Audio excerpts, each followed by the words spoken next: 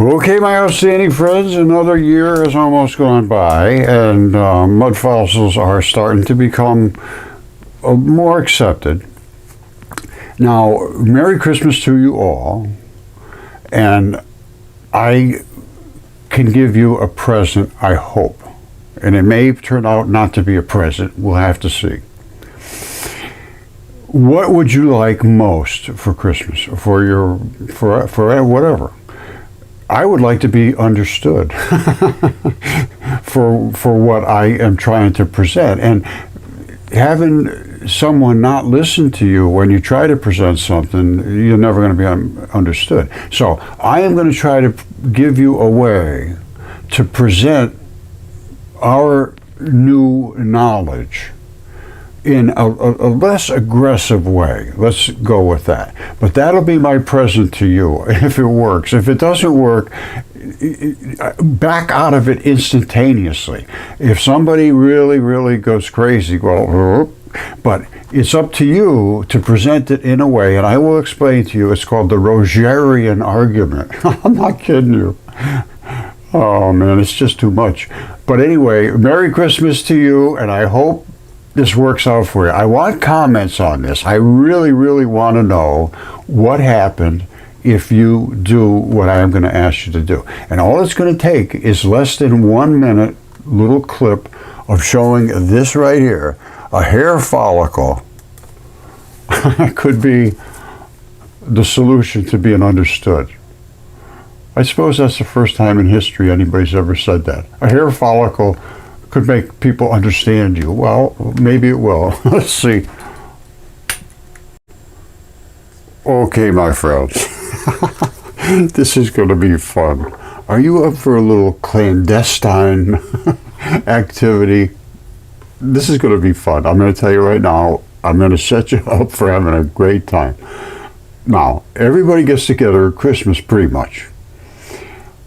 And, you know, what's a good Christmas starter conversation? What are you going to talk about? You know, Dancing with the Stars and, you know, everybody, war and all that stuff. Well, yeah, you could talk about that stuff. But what about we talk about mud fossils? Now, I know, and you know, I'm sure, if you've tried to talk to people, it's like, boom. You know, it's a very hard subject to breach. Now, how could we breach it? What could we do to overcome that obstacle that says, you're insane, you're a crazy person? Well, what if you presented evidence that was undisputable and could be presented within 10 seconds as a question? All right, you use questions. I am not good. I'm a pretty forceful person, and I did things wrong. The best way to do something is say, did you see this? What do you think about this? And I'm going to show you the things that you can present. It only take 10 seconds. And then you're off to the races. And what does Christmas mean? Because this is all about Christmas starter conversation. What is the meaning of Christmas? What is the meaning of our original past? And Christ? And all of the things that happened back then. It's not just Christ. That is, to me, now a very major part of my research is deeply understanding his, role in this whole thing. And I mean, he had a serious role in it. You read some of the Gnostic texts, it's serious. But anyway, you need to start a conversation about something anyway. You're going to have either sit there and everybody just, I don't talk. I can't talk.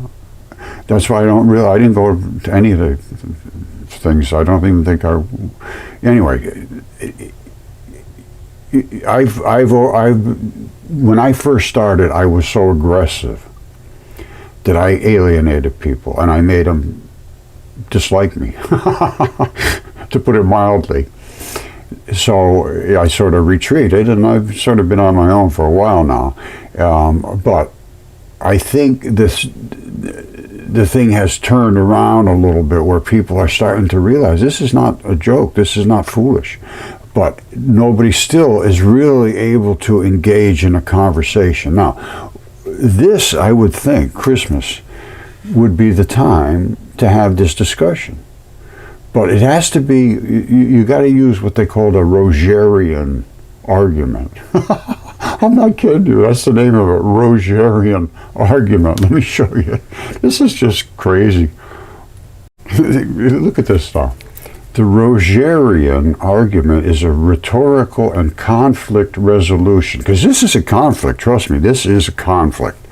And it's conflict resolution strategy based on empathizing with others. In other words, I understand how this is going to affect you. I understand how hard this is. I understand. What you want to do is give them understanding and a little comfort zone instead of head to head, you know what I mean? You're seeking common ground and say, well, what did you think happened? What did, you know, I don't have the answers. I have a lot of questions. Maybe you have some answers. Can you help me? You seem to think you know, but you got to say it in a way that it's not confrontational. You know, it sounds like this is a better way to say it. It sounds like you have some strong opinions and probably some great ideas. I'd love to hear them because I'm confused. Something like that, and let them help you. But you seeking common ground, mutual understanding, learning with avoiding the negative effects of extreme attitude polarization. And that's what happened to me. The extremes that I encountered, you just can't even imagine. I'm serious. You can't even imagine. You can't imagine. That's all I can say. All right, so here's the best way to do this. I'm going to make a really short, it'll be less than a minute, showing the giant hair follicle and the little details quickly. So you could go back through it 4, 5, 10, 50 times if you want. It'll be on your cell phone, and there'll be like 10, 20 seconds of showing this, and then I will probably also show that I have DNA reports, excellent quality DNA sequences from a 36-inch fingertip and a lung, and here's those items right there. There's the lung, and the blood came right out of here. It's just basically red blood. And you take it out, you got to drill a little hole inside it, but there's plenty of blood in them. And then I will show the fingertip, which is this gigantic fingertip here. And again, you can go back 10, 15 times. So I'm going to just show it real quick and say, here's the fingernail, here's the little bone pad, here's the blood supply, here's the piece I broke off, and then I'm going to say, here's the piece that is the fingernail, a fingerprint that I broke off. I'll try to make it brief and concise. And then, like I say, you go back 5, 10 times. If they say, oh, that can't be, I say, well, I don't know, let's look at this. And then you go back and you just look at what I show and mull it over. That's all I can say. Now, you may, if you do it correctly, you may be able to get somebody to pay attention because it's undeniable. It's just totally undeniable. And the DNA reports here, and this was no puppy DNA test. This was PCR. This is a top-end DNA test. And it came back Homo sapien mitochondrial DNA. Right here, Homo sapien mitochondrial cytochrome B gene and D-loop region for the 36-inch tip lung sample. And I also had the giant hand, which was a 4-foot wide hand done. And it was excellent quality DNA. I mean, I took it right out of the blood supply, right out of the artery. So it's not like, you know, I mean, it was just blood. And this is the hand. And that hand is the left hand. You spread your hand back like that. You got a little cleave right here, which is this. You got a tendon that runs right down to the center, right across the middle. That's this. You got this pad that runs right down to your little finger. That's this. You got your thumb that comes off of this lump here. That's that. And I have these fingertips and knuckles and stuff too. And this is the grip skin. You see this silvery stuff peeling off of there like it's like a coating? Well, it is. It's grip skin. And guess what? The same grip skin is on here. This is the one I broke off of my other giant fingertip, the 3-foot long one. That other one's 4 feet wide, the hand. It's a pretty good sized guy, but this one's 3 feet long, just the fingertip. All right, there's the fingertip right there. From here to the very end of the tip, it's about 3 feet long. I had 36 inches. And again, I'll do this real quick and just lay it up there, and you can refer them to this video if they want to get more confirmation, because here's the CAT scans. This was from a thumb. And the reason I know it was from a thumb is because a thumb has more meat on one side and the bone shifts to the other side. All the other fingers are right in the middle. So, and that's the tendon, and that's the tendon, and there's the blood supply. There's a little dot right there is I believe that's the artery.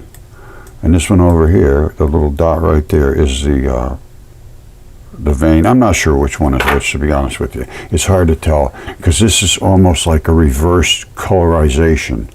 And this is 2D CAT scan, very, very elegant for mud fossils. Because inside, well, here's a 3D. Inside is a little harder to tell. Whoops. I guess I don't have the 3D here, but this on the outside you can see where the fingernail was on that fingertip. Now this one here is about 7 inches long, and that was the one from the hand here. And like I said, I have knuckles, and that's bone balls and all that stuff from this. And I actually have a toe that I found about 70 or so feet down on the other side from where the hand was found. So they're just laying on the surface of the earth. It's not something that happened billions of years ago. Let me show you the inside CAT scan real quick. All right, see, this is the 3D CAT scan, and it's hard to make anything out because this is what's called nucleophilic substitution, where it's been invaded by whatever the surrounding chemistry is and taken over and replaced it. But the membranes are different. The membranes separate everything, and it's called fascia. And everything in your body, like this is where the bone was. You can see the bone pattern. And the reason you see it is because of the fascia and the coating that was on the bone. All bones, like even this is a bone right here, they have a coating on them. And that's what separated them out and kept them separated. If this had all fallen apart, you would see the bone. And as a matter of fact, I did break it. Hold on. Oops. Give me 1 second here. I got to find it. Hold on.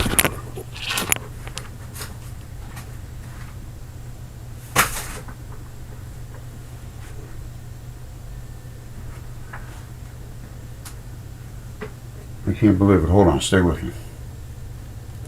Alright, I did break a piece off so that I could see right up against the bone. I broke this piece off. Alright, you see this was where it was. Here's the bone right here. This is this extra chunk of flesh you can see up here that sits on the side of the bone.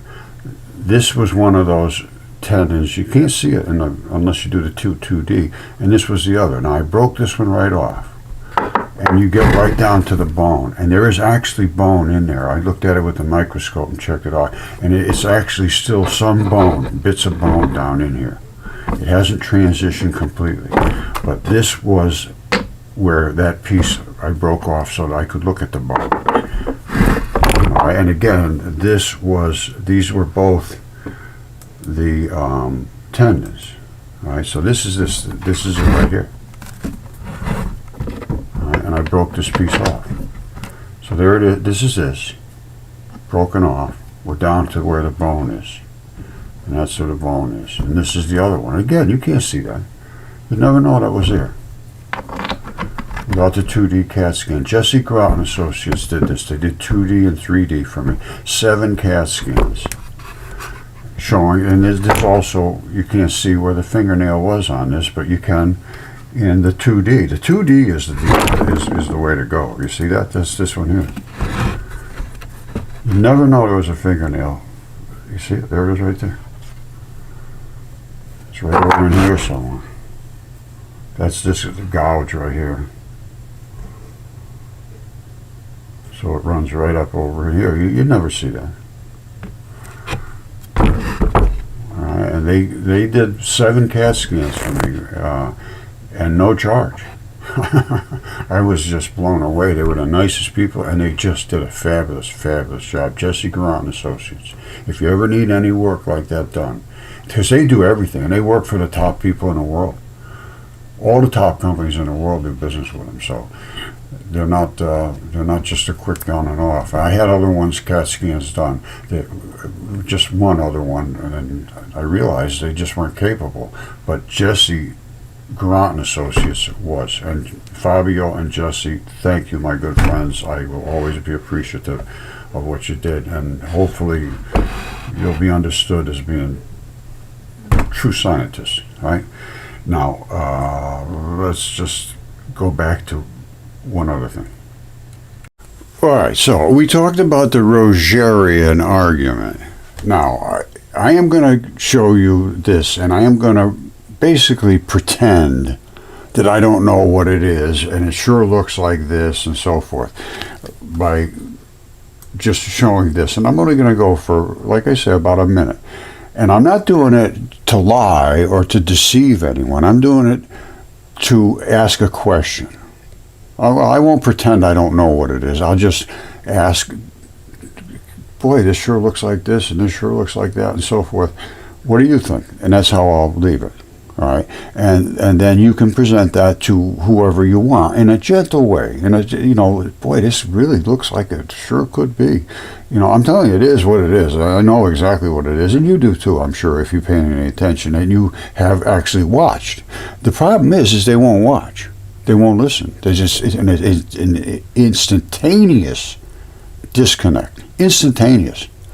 And usually with a little bit of extreme, distaste. People don't like to be upset with their little apple carts. And this is an upsetter, right? It happens to be. This is the way it is. So if you don't want to have fights, if you could just show that real quickly and say, boy, this guy's got some crazy stuff on the internet, and look at this thing. It sure looks like what he's saying. What do you think? And that's it. Just leave it at that. Now you may fully understand what it is, and I hope you do. And we're not trying to deceive anybody. There's no evil intent here. It's just trying to be compassionate, because we know how it affects people's feelings. For some reason, it's just a deep, emotional, visceral gut response, and you can just feel it. And so it has to be with the tenderest, gentlest, compassionate. What do you think? Boom, done. And then you can go on, talk about Dancing with the Stars, and have a great time. All right? Merry Christmas to all, and to all a good amount of truth. So, and it could lead to some good conversation. It might not. You can back right out of it. All right? And I would suggest, if it's not met with excellent, response, back out. All right, I had to answer that, but like I say, there is so much to see, but it's a hard thing for the human mind to open up enough to even allow an examination. So we do understand that, and that's why we want to be a little bit compassionate. All right, your minds are good because they're working. I'm telling you right now, the smarter you are, the less, the more educated you are. Let me put it that way, not the smarter you are. The more educated you are, the less likely it is that you can open your mind up to accept anything other than what has been forced to you to repeat. It's basically, that's what education is.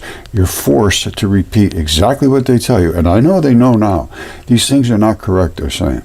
So it's, and all this stuff was written about long ago, how they will deceive you with tales they have concocted, in their greed. And right now, it's not greed, it's just trying to stay without getting fired. Because not a single one will respond. Zero. I have no academics. Zero respond. I just did one a couple days ago to this place in Florida. It's supposed to be a fossil identification place.